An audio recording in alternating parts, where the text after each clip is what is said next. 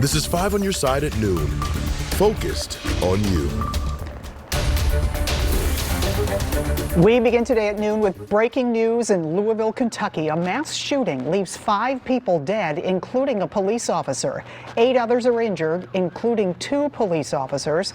Police say the shooter is among the dead. It happened at a downtown bank about 3 hours ago. Officers who arrived on the scene reportedly exchanged gunfire with the shooter.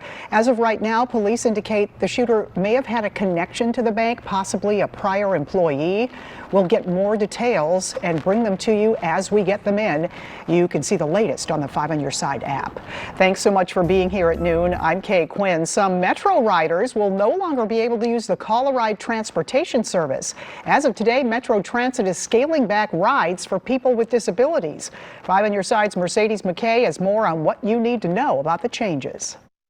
Starting today, some Metro riders will notice a change to Metro's Call-A-Ride program. It's scaling back the transportation services for people with disabilities. The change is due to a federal law requiring Metro to provide the service within 3/4 of a mile of existing Metrobus and Metrolink routes.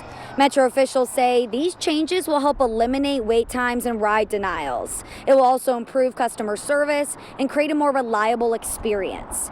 Here's a look at the new service area. Everyone who lives within the blue area on that map is still eligible for Call-A-Ride.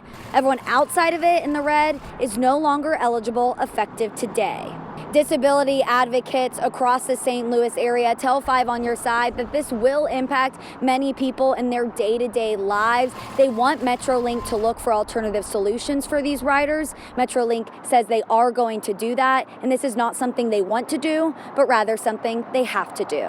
In North County, Mercedes McKay, 5 on Your Side. And our first weather check of the noon hour here. Well, it's a beautiful start to the day. You notice that low humidity, it's 31%. So there's some rain to the north and west of us, but as it moves into this dry air, it really is breaking up. So not expecting any rain in any of our counties, but Kansas City sure did cool off and had a little bit of rain in the area. Right now, Moscow Mills to Weldon Spring, it is mostly sunny. Downtown St. Louis, plenty of sunshine. Cuba, notice the clouds a little bit more mixing in with the sunshine there, but Lambert's clear and Brentwood looking good. Current temperatures range from 73 at DeSoto to 70 St. Charles and 68 in Alton. So all of us very nice. 71 right now at the airport. Southwest wind at 9 miles an hour. There it is at low relative humidity. Will it go up this week, and will our chances for rain increase? Well, I'll let you know coming up in Maine weather in just a few minutes. For now, Kay, back to you. All right, thanks, Jim. Still developing at noon, police in St. Louis are looking for 5 people who held a young man at gunpoint outside a gas station, forced him into his own car, and kidnapped him. It happened on South Grand Saturday night. No other details have been released. 5 on Your Side's Laura Barcheski spoke with one of the gas station employees who saw the whole thing. St. Louis police say just before 8:30 Saturday night, 5 suspects in 2 vehicles robbed and kidnapped a young man at the Phillips 66 on South Grand. A gas station employee who wants to remain anonymous for his own safety says he saw the whole thing happen.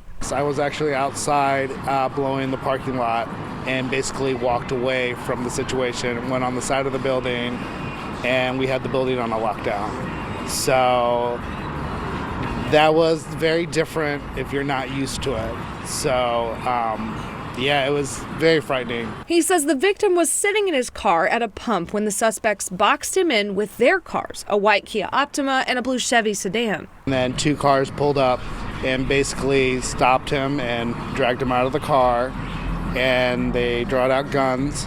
And after they draw out the guns, they made him basically strip down to his clothes.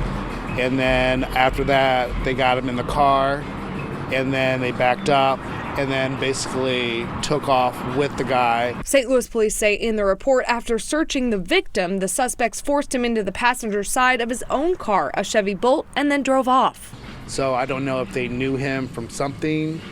I have no clue on that one.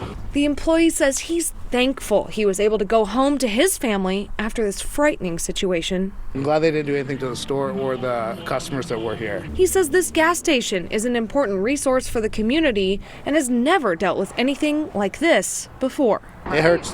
the whole community. It hurts the value of the community and the businesses around here. You know, you never know when you're safe or not. That was Laura Barczewski reporting. Police say the victim and suspects were in their late teens or early 20s. If you have any information about what happened, call police right away. The man charged in a shooting outside this pizza restaurant is still on the loose today. Police have identified that man as Azar Thompson. They say he knew the person he shot last Friday. The victim went into the nearby Dierbergs on Olive Boulevard, where employees called 911. You're asked to call Crime Stoppers if you know anything about this incident. Funeral arrangements are now set for 2 soldiers from Missouri killed in a training accident in Kentucky. Chief Warrant Officer Zachary Esparza grew up in St. Louis. His service is next Sunday at the Hoffmeister South County Chapel. Chief Warrant Officer Rustin Smith was from Rolla. His service is this Saturday at St. James Middle School in Rolla. They were among the 9 soldiers killed when 2 Black Hawk helicopters crashed last month near Fort Campbell. New data today on Missouri's first full month of recreational marijuana sales. According to our partners at the Business Journal, recreational cannabis sales grew more than 22% in March, reaching $93.5 million.